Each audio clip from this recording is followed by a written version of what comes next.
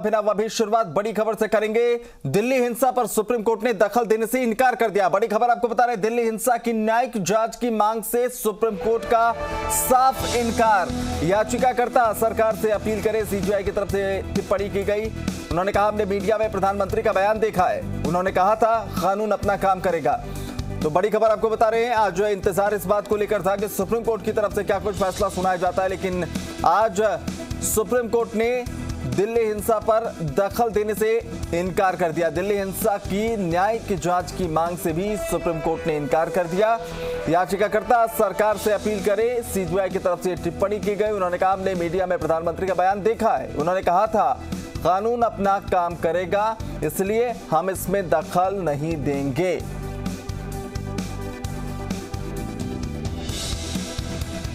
तो हमने मीडिया में प्रधानमंत्री का बयान देखा है, सीजीआई ने ये टिप्पणी की और उन्होंने स्पष्ट कर दिया कि जो प्रधानमंत्री ने बयान दिया है कि कानून अपना काम करेगा, वो ठीक है। और उसी बयान को मद्देनजर रखते हुए सुप्रीम कोर्ट ने किसी भी तरह के हस्तक्षेप से इनकार कर दिया है। न्यायिक जांच की मांग की गई थी, उस पर भी सुप्रीम कोर्ट की तरफ से इनकार कर दिया गया है। उन्होंने कहा है, याचिकाकर्ता सरकार से अपील करे, क्योंकि सरकार की तरफ से कानून का हवाला देकर कहा गया है, पहले ही मीडिया में उन्होंने बयान देखा है कि कानून अपना काम करेगा, यानी कानून सम्मत कार्रवाई होगी। तो इसलिए जो याचिकाकर्ता है वो कोर्ट में ना याचिका कर, बल्कि सरकार से इस पूरे मामले में आवेदन करे।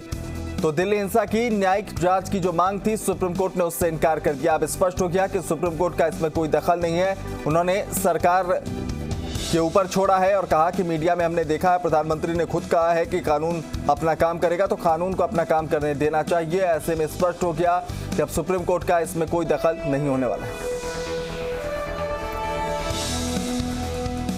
निजाम कंटालिया हमारे साथ इस वक्त लाइव जुड़ रहे हैं, उनका रुख कर लेते हैं। निजाम, जिस तरह से स्पष्ट तौर पर इनकार सुप्रीम कोर्ट ने कर दिया, अब क्या माना जाए कि सरकार के ऊपर दारोमदार है, अब क्या कुछ कार्रवाई करनी है, न्याय संगत कार्रवाई, कानून सम्मत कार्रवाई, अब जो करना है अब वो सरकार को करना है? बिल्कुल, देखिए अभिनव, एक तरह से सुप्रीम कोर्ट ने साफ कर दिया कि वो इस मामले में हस्तक्षेप नहीं करेगा, क्योंकि इस मामले में पहले से ही जो सरकार है इसमें जांच कर रही है। अलग अलग तरीके से जो भी घटनाक्रम हुआ उसकी जांच चल रही है। ऐसे में जांच के बीच में प्रभावित करना बेहतर नहीं होगा, हस्तक्षेप करना ठीक नहीं होगा।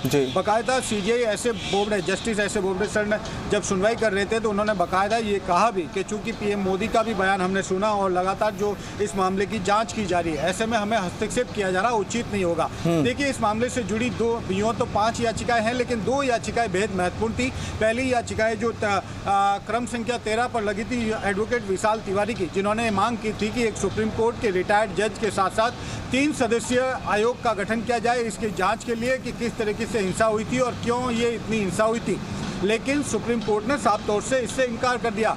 और दूसरी जो याचिका थी वो थी मोहनलाल शर्मा की ओर से दायर जनहित याचिका। इसमें यह कहा गया था कि जिस तरीके से इसकी जो यह कहे कि दिल्ली हिंसा के बाद से जो किसान आंदोलन की जो रिपोर्टिंग हो रही है या इसकी मीडिया में जिस तरीके से बयान आता रहे, उस पर बैन लगाया जाए, रोक लगाई जाए या आतंकी शब्द कहने पर प्रयोग नहीं किया जाए। लेकिन सुप्रीम कोर्ट ने इसमें भी इनकार करने से साफ मना कर दिया और याचिका को ही खारिज कर दी। देखिए, जब 13 नंबर की याचिका थी जो एडवोकेट विशाल तिवारी की थी, उसमें साफ तौर से कोर्ट ने यही कहा कि हम हस्तक्षेप नहीं करेंगे इस मामले में, और दूसरी जो याचिका थी उसको सीधे तौर से उन्होंने खारिज कर दिया। एक तरह से पूरी तरह जो कोर्ट है उसने साफ संकेत दे दिया है कि वो इस मामले में जो कानून सम्मत कार्रवाई हो रही है, जो सरकार कानूनी रूप से कार्रवाई कर रही है, वो उसमें इंटरफेयर नहीं करेगी। वो यही इस चीज में कहा गया। तो ये एक बेहद बड़ी बात है कि सुप्रीम कोर्ट एक तरह से इनकार कर चुका है इस मामले में। अब पूरा दारोमदार जो है पुलिस पर रहेगा, दिल्ली पुलिस पर रहेगा और वो अपने कानून के अनुसार वो कार्रवाई कर सकेगा। जी निजाम, सवाल ये भी है कि जिस तरह से उपद्रव हुआ, जिस तरह की तस्वीरें पूरे देश और दुनिया ने देखी, उसके बाद जब एक्शन मोड में सरकार ने कदम उठाने शुरू किए, कुछ लोगों पे इनाम घोषित किया गया, कुछ लोगों की गिरफ्तारी के लिए दबिश देने की शुरुआत हुई। दोबारा ऐसा ना हो तो कई जगहों पर मोटी बैरिकेडिंग की गई है, कई लेयर्स की। तो कहीं ना कहीं सुप्रीम कोर्ट का ये इनकार कर देना ये सरकार को आने वाले समय में और मजबूत करेगा, ताकि वो खुलकर जो है और भरोसेमंद तरीके से जो है कार्रवाई करे ऐसे लोगों के खिलाफ जिसने उस दिन खुले तौर पर तांडव किया था। बिल्कुल अभिनव, देखिए दिल्ली हिंसा का कोई भी समर्थन नहीं करता और उस समय सभी ने, चाहे किसान मोर्चा हो चाहे देश के अलग अलग सभी ने इसका विरोध किया था।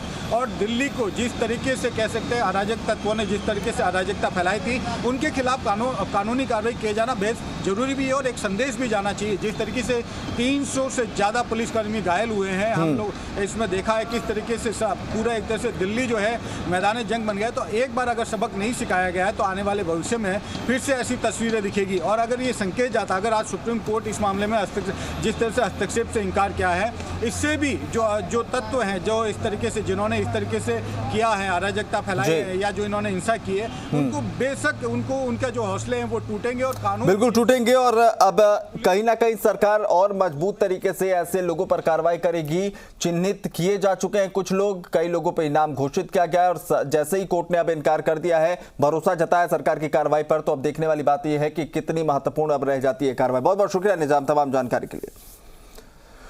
उधर पॉप स्टार